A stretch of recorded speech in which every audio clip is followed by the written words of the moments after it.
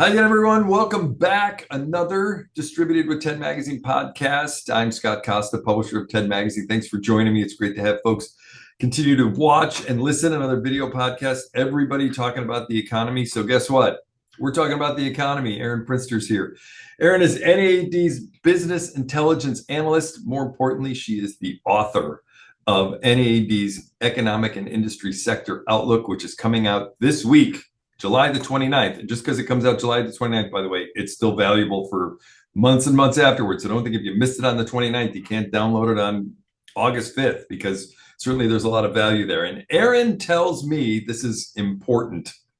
This might be the most essential economic and industry sector outlook that we have ever made. Everybody's talking about the economy. Erin's talking about the economy. Erin, I'm not going to steal your thunder. Tell me why you think this one is the most important. And thanks for joining me, by the way, too. But tell me why you think this one is so important. Yes, thank you, Scott. Appreciate the invite to pop on here and talk about the Outlook. As you said, this volume of the Outlook is probably one of the most important volumes that we ever have put out there, because we're starting to see a shift back to what we called normal back in 2018 and 2019. And it's going to be really important for our members to pay close attention to the economic metrics and the opportunities, as well as grasping the trends and reviewing the historical statistics, because they're going to be planning for their budget for the next couple of years.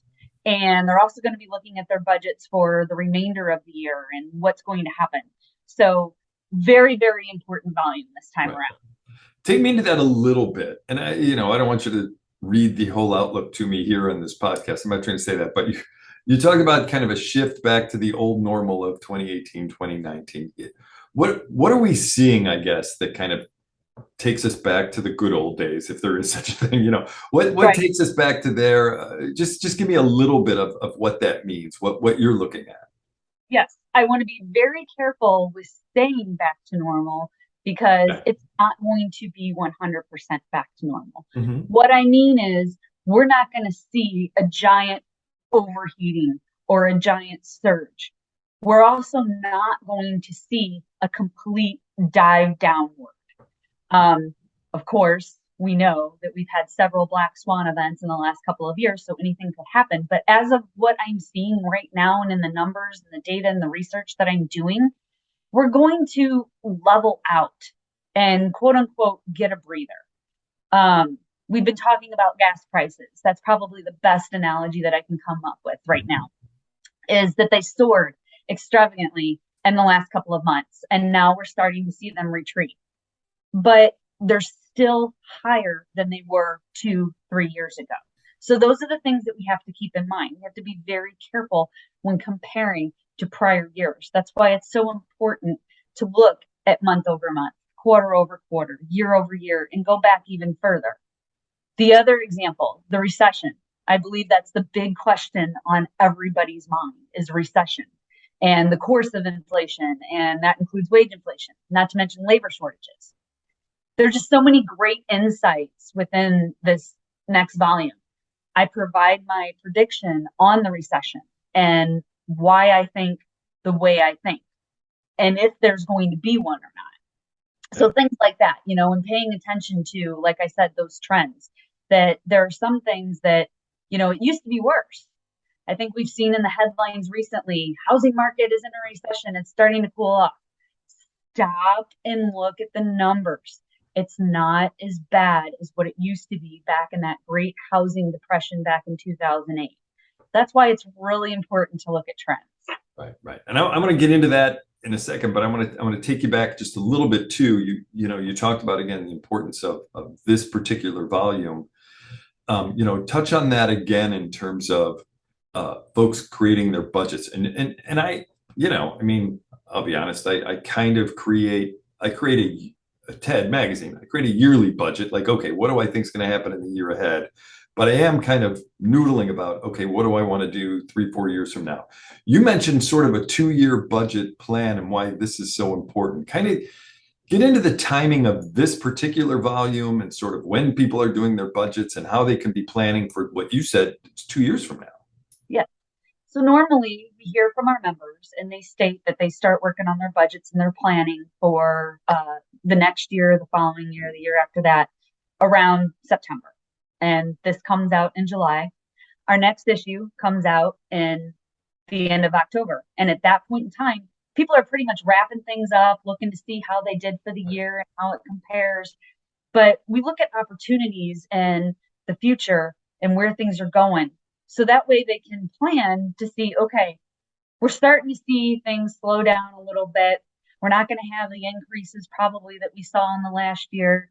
So when we plan 2 years out, it gives us that roadmap to help us understand where we're going.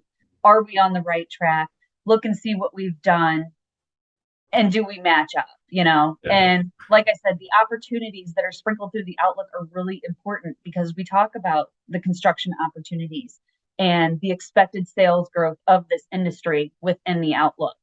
And our members can use that as their baseline to plan their budgets and what they want to do, or, okay, we're not going to be able to do this, and compare that with the outlook.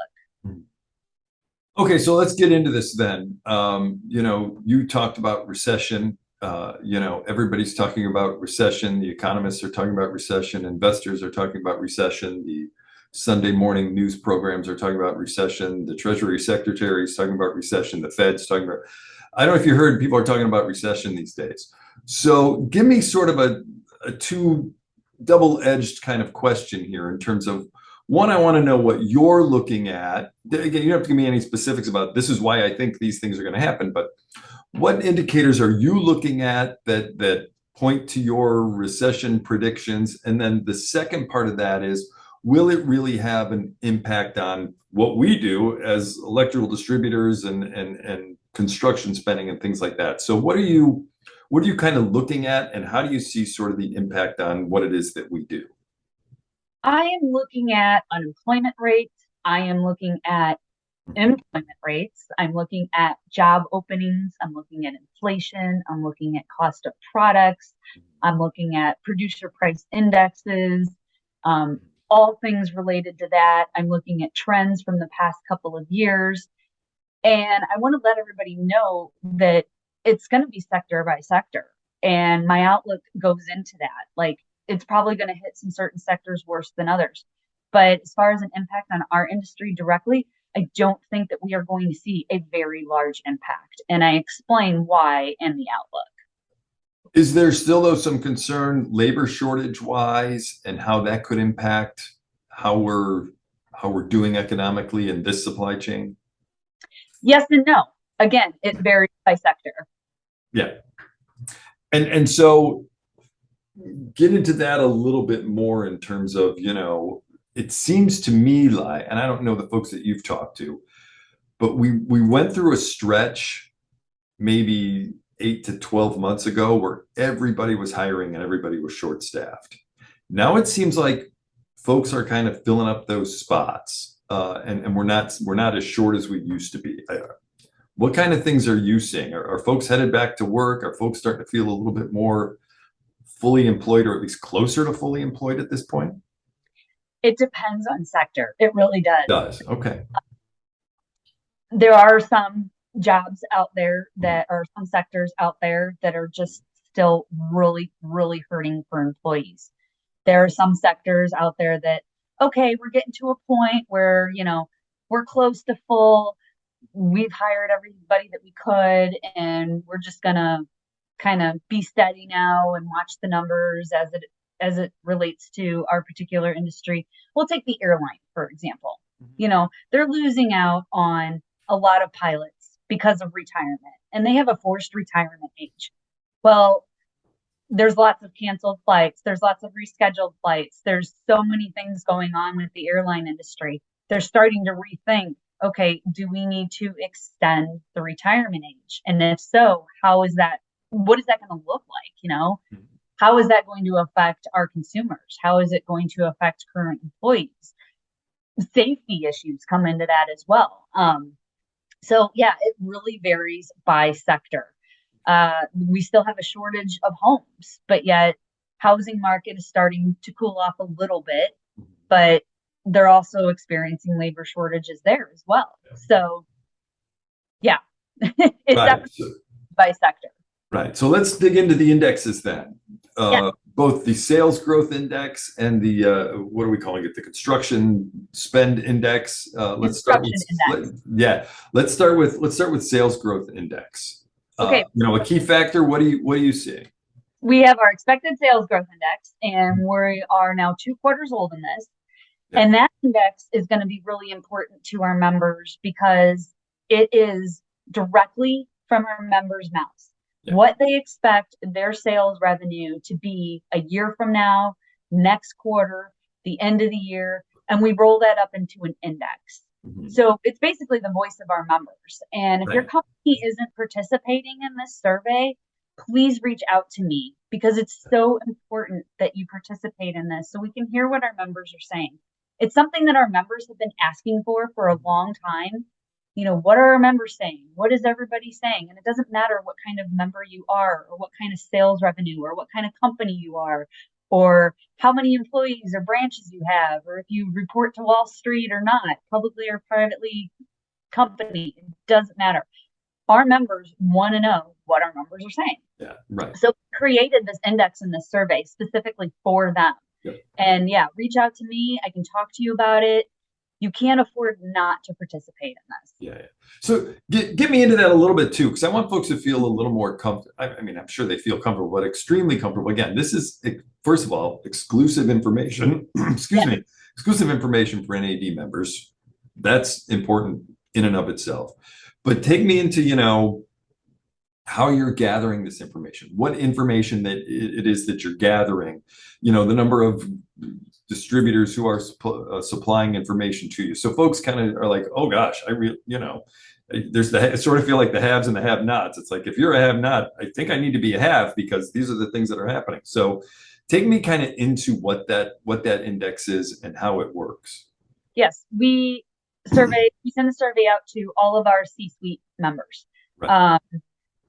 And leaders. So not just C-suite, but if you're an owner or a VP, executive in that realm that can answer these particular questions. We ask about what your sales revenue was like in the prior quarter.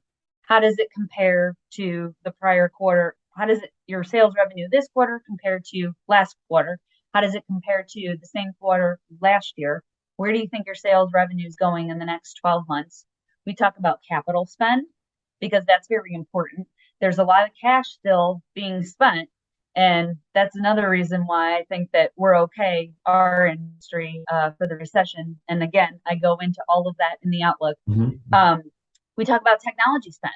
What's the other thing that we're talking about very heavily at NAED is digital transformation, connected business, AI, ML, machine learning.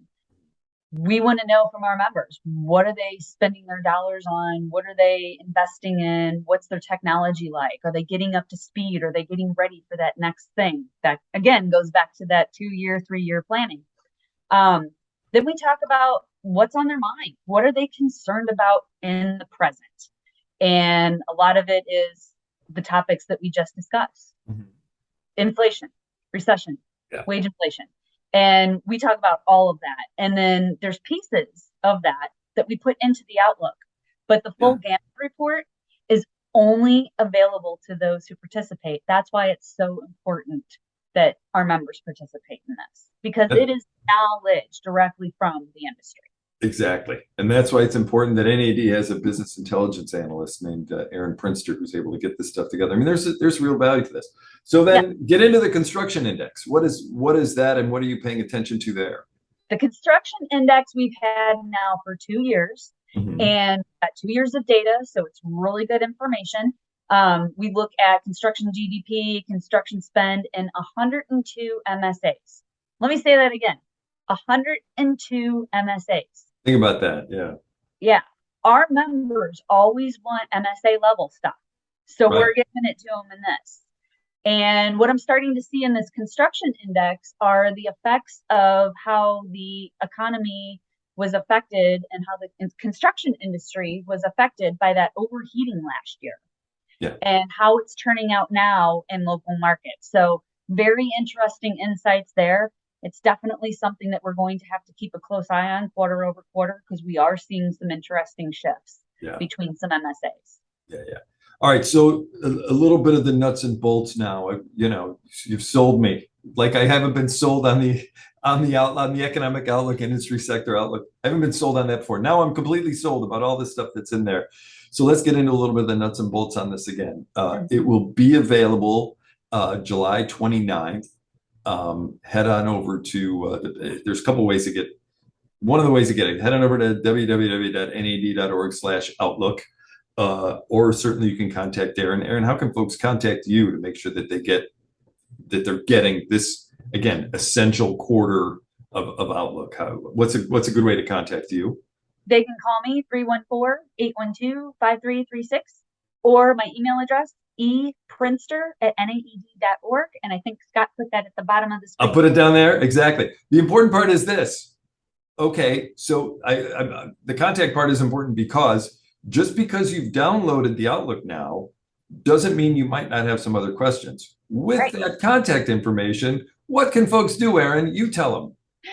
So I must remind our members again, if something isn't covered in the Outlook and there's a particular topic that you want to know about, or more information on something that is covered in the Outlook or whatever, please reach out to me. This is why I'm here. So many members have taken me up on this, and it's no additional charge to my brain or have to do research for you. It's great value being a member. So so we got to get into that a little bit too. They give you a call. Hey, Erin, I need a little clarity on this one particular thing that you said. So you set up a call, spend a half hour, 45 minutes, an hour with them. Explain, like, that's available for free, correct? Yes. Want to make sure that folks understand that. Not to mention the fact that, again, thanks to our friends at Hubble and our friends at Schneider, for our distributor members, all of this, the Outlook, again, this essential Outlook that's coming out, for the quarter ahead of us, also completely free, which is really kind of a great added benefit to this. And I know that there's a lot of effort. Maybe we need to talk a little bit about the effort here before we say goodbye.